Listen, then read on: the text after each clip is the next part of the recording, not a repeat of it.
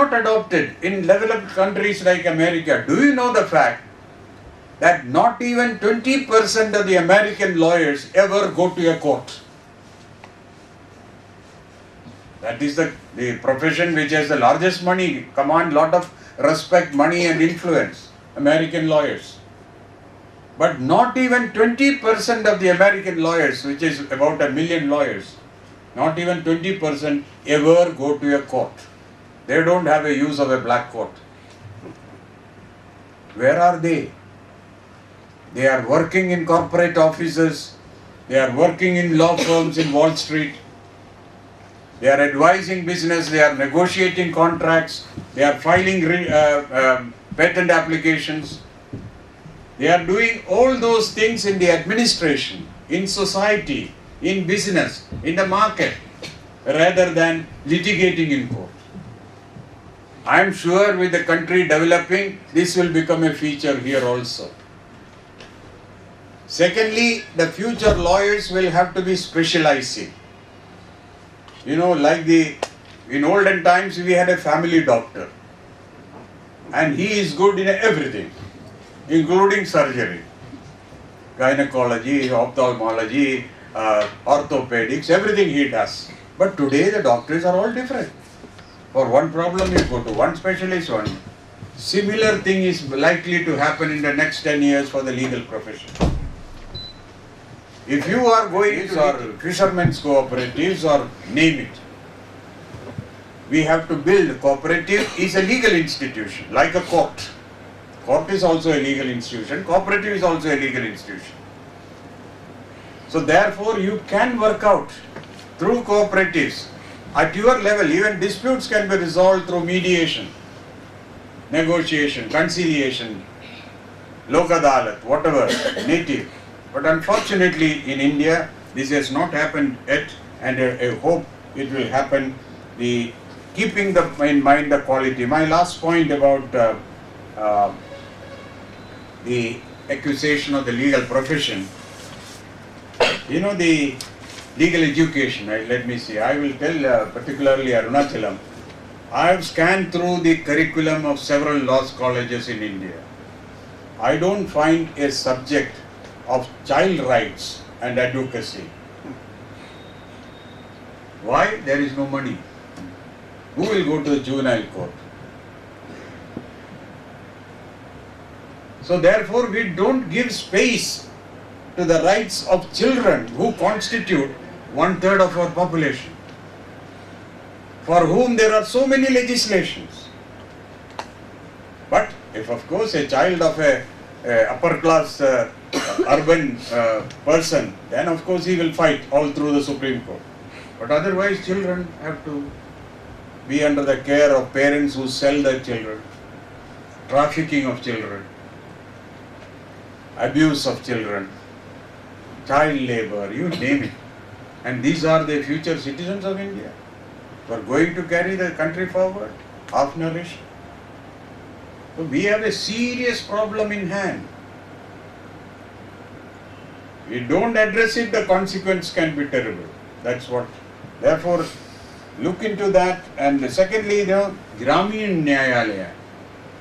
Do you know the central government has passed a legislation about 5 years back, saying that the small disputes of the villager,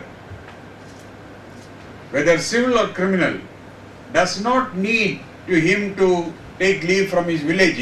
If he loses 1 day's labor, means 1 day's wage. He comes to Ahmedabad or Anand, the district court, and wait there. The case is not heard. He is asked to come on another day. How many days? He will not come at all.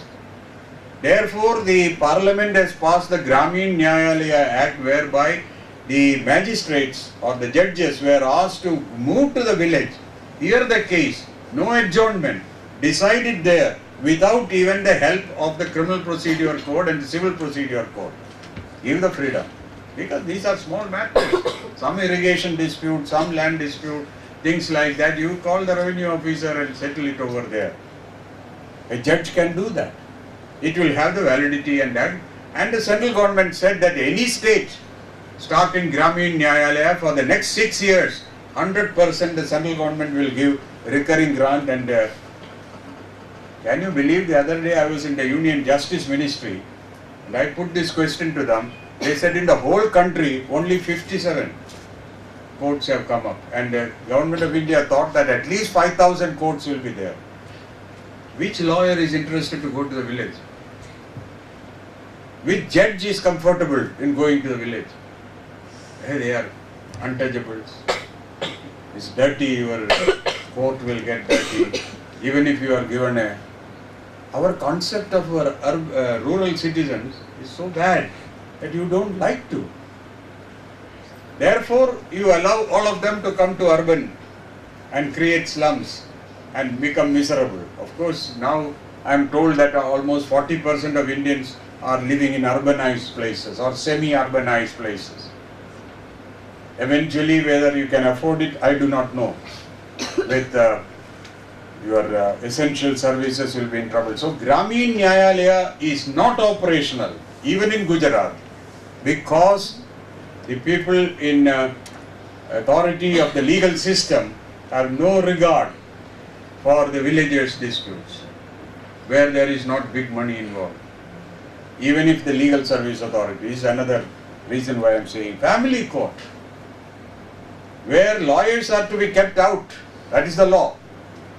Where gender justice will have to be given due regard, justice to children in family disputes to be heard in privacy, resolved quickly, not delayed, to make those spouses fight children's future. Family is the stability of the Indian society. That's why Family Courts Act was passed. And let me tell you that the family courts again is in a miserable situation thanks to the legal community. There is no curriculum, agricultural law, seed law, fertilizer law, microcredits, cooperative law in the National Law School curriculum. But they have mergers and acquisitions, securities market, this, that, oh yes, plenty. Naturally, they would all go to corporations because they are not equipped professionally with the expertise that is required to be doing lawyering in the rural areas for the small man. If you look into the law curriculum of any law school today, sir, there is no subject like corruption. There is no subject like terrorism. There is no subject like communalism. Three major challenges that India faces today is alien to the law curriculum. What the message is? We are just repeating whatever is Harvard is teaching to the American students, good for Indians also. Therefore, should we have it sounds me what Palkiwala once said. Palkiwala said India has more and more laws and less justice. Very true. Very true. And we have more and more lawyers and less justice. That is also equally true. Should we have a fresh Legal Education Act with clear goals to transform the constitutional goals into justice? Should we structure a different curriculum for the other India? Should we insist on social accountability of lawyers? We are demanding accountability of judges, but what about lawyers? What is their social commitment or accountability? Should we make every lawyer to spend at least 10% of his professional time for the Aam Aadmi? Otherwise his license to be taken. Or should we force him to spend 1 year's practice in the rural area? It's all possible if you think that it's necessary. I wonder whether we can change legal education itself into justice education. As doctors are concerned with health and not disease, lawyers should be concerned with justice, not disputes. If so, the concept of legal education should itself be justice education. Finally, I would say that on the other side, that is leaving the rural and coming to the urban, which is also a reality and which is in a competitive globalized world, very important, you may have to prepare transnational lawyers. Lawyers who can practice the legal systems of other countries, because Indians have started investing abroad. I was telling the chairman of the Nirma University that today the biggest trading partner of India, with whom we have several $billion worth of trade, is China, our neighbor. We know nothing about Chinese legal system. No lawyer, whether it is Sorabji or Nariman or Vedugopal or Jethmalani, our leaders of the bar. And Indian traders, Indian investors in China are hiring British barristers and law firms and paying through pounds as if this country has no legal talents. Failure of Indian legal education. If we have to live with China, and we have to, it's our biggest neighbor, superpower, our biggest trader, very quickly you have to develop expertise on Chinese legal system. Nirma said, yes, they are going to do it, in Vibrant India conference, with Vibrant Gujarat conference, some Chinese universities are coming and therefore they are going to negotiate and make an exchange deal. Good. The profession is diversified today. There are lawyers who are doing LPO work. Do you know what is LPO work?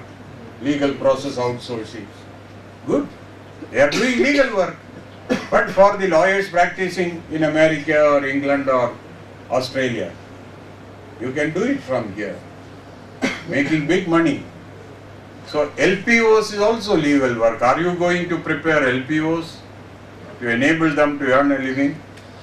Are you going to prepare the corporate lawyers? Are you going to prepare the transaction lawyers who only negotiate and make agreements for business? How about the place of science and technology in future legal education?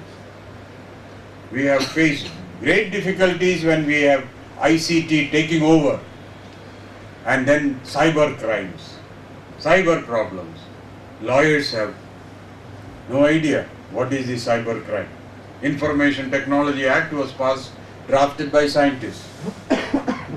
So when this was found, there is a vacuum. The Indian Institute of Technology, Kharagpur, have started a law school. A 3-year law school is functioning in IIT Kharagpur, the 4th year now. Admission is restricted only to BE and BTech students, graduates. So 50 engineers every year are joining to study law. Because if you want to argue a case on patents, if you want to argue a case on pharmaceutical patents, for example, or on matters relating to manufacturing industry or construction industry or things like that, engineers are better suited to appreciate the construction law or transportation law, or space law, or mining law, or shipping law, petroleum law, you name it, or the telecom sector. If you do not know the changes that are happening and how the 2G spectrum case arose, this is not a simple case of corruption. It has a lot of technology in it. Energy law. Maharashtra government lost nearly $300 million without producing a single unit of electricity in Dabhol. We failed in negotiating with Enron Corporation appropriate terms. We didn't know how to price a unit of electricity produced by a particular method. So technology is going to dictate legal practice in future. How are we going to make our law graduates critical consumers of technological knowledge that is coming from biosciences, earth sciences, ocean sciences, space sciences? Is a great challenge. If lawyers are not prepared in the law school accordingly, then engineers are going to start the law school and prepare engineers for legal practice. Interdisciplinarity will have to come in a big way in future. Finally, I would say and conclude, research. Legal education is not just dissemination of knowledge and skills, but more importantly, as an institute of higher education, you are expected to generate new knowledges, new legal concepts, which can negotiate the changes that are happening. Now, research is relatively unknown in law schools. Unknown. Well, there are many reasons which I am not going into it. So therefore, if you want to build, I suppose Arunachalam is hearing me, if you want to make R.N. Patel Ipkowala School of Law and Governance into a world-class institution, you will have to think about the curriculum that has to be developed, the type of instruction to be given, the areas which require special attention for interprofessional collaboration, and work and develop it, as IRMA was developed at that point of time. I wish you good luck. I hope to come again and address the students in one of the classes. If I get that opportunity and I get that long, I will come back. Thank you very much. You have surely inspired us, many of us today. From your speech, I recollect a quote of Mahatma Gandhi. He said, "Real Swarajya is not merely in getting authority. It is in ability to protest against it whenever it is abused."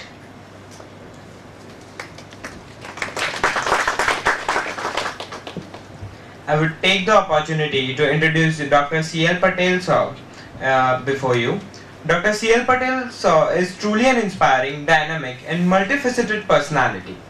Dr. Chotubhai Lalubhai Patel, who has turned 77 last April, spent his formative years in rural environment charged with nationalism and Gandhian ideals. After having his education as electrical and mechanical engineer, he served Gujarat Electricity Board, where he is still remembered as an innovative, honest and upright executive engineer. Following the footsteps of Bhai Kaka and Bhikhabhai, who were inspired by Sardar Patel to establish Charutar Vidya Mandal and Vallabh Vidyanagar, Dr. Patel joined Charutar Vidya Mandal initially as a joint secretary when Dr. H.M. Patel was at the helm of affairs. He was elected to the position of its chairman after H.M. Patel's demise. As chairman since 1994 of the largest educational trust in Gujarat, at present he heads 45 institutions. He has visited various developed countries like USA, UK, France, Germany, Netherlands, Japan and Australia to study latest trends in academics and research. He has not just created several new institutions, but has also become Vishwakarma of New Vallabh Vidyanagar by founding an entire educational township. He has thereby emerged as a stalwart in the field of education in India. He is rightly called the Shilpi of modern education. Since he is the pioneer of self-finance institutions in Gujarat. In recognition of his exemplary commitment and epoch-making contribution to the field of higher education, he was conferred upon the degrees of Doctor of Letters and Doctor of Literature, respectively by Sardar Patel University in 2001 and Anand Agriculture University in 2005. He is recipient of many other awards including Charutar Ratna, Sardar Patel Award, Shaleen Manav Ratna, etc. Under his able and visionary leadership, Charutar Vidya Mandal has invested in educational projects more than rupees 250 crores to make Vallabh Vidyanagar and New Vallabh Vidyanagar one of the most vibrant and high-tech educational centers of the world.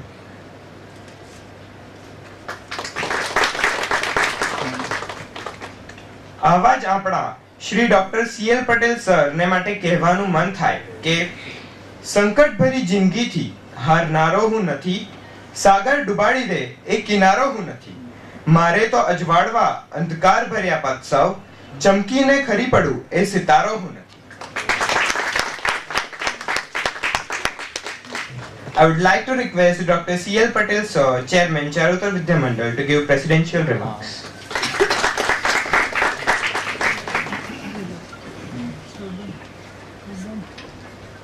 Our guest of the event, Padma Shri, Dr. Menon, my colleagues, faculty, invited guests and dear students. Indeed, it's a pleasure of all of us that Dr. Menon has spared time for us, as he knew that the institute which has started now only gets many more direction and suggestions to see that actually the students who as actually instead of justice is suggested, and we will see that actually the name will be changed from law and justice to law and governance.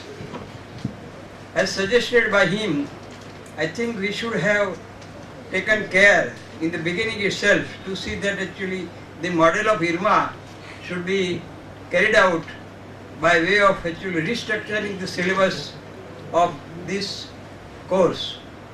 And I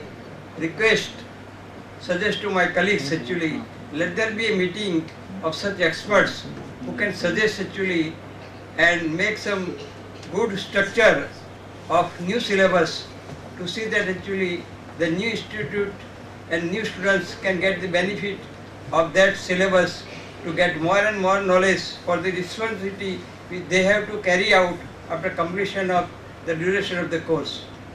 I am happy that Dr. Menon has promised us that we will again visit, and let me request actually that we will be happy if you will spare more time for us, and we will see that actually more and more such actually invitees will be there to see how best actually our ideas can be converted into reality, because as Sardar has actually very well understood the need of the higher education to see that the persons in rural area, maybe socially as well economically, they can be so aware so that actually they can live better life. And that is the idea to establish this Wallo Vidyanagar township by his inspiration and by the effort of Bhai Kaka and Bhikhavi Sahib and later on Dr. H.M. Patel. We are trying our best, and I am happy that so that the youth who have put faith in to get more knowledge regarding law and governance can be benefited. I may say actually we acknowledge the presence of Dr. Menon and feel happy, and all of us are recharged, let me say recharged, for the awareness which we have to render as a responsibility. Thanks on my behalf and on behalf of my colleagues. I thank you for your presence and feel happy that you have spared time for us. And in near future also we will be in touch with you so that our students who are eager to get more and more such advice or suggestions to feel that actually they are properly trained for the duration for the law study. Again, I acknowledge and thanks for your presence. Thank you very much. Favor for me, so I request and my side. there is a thing.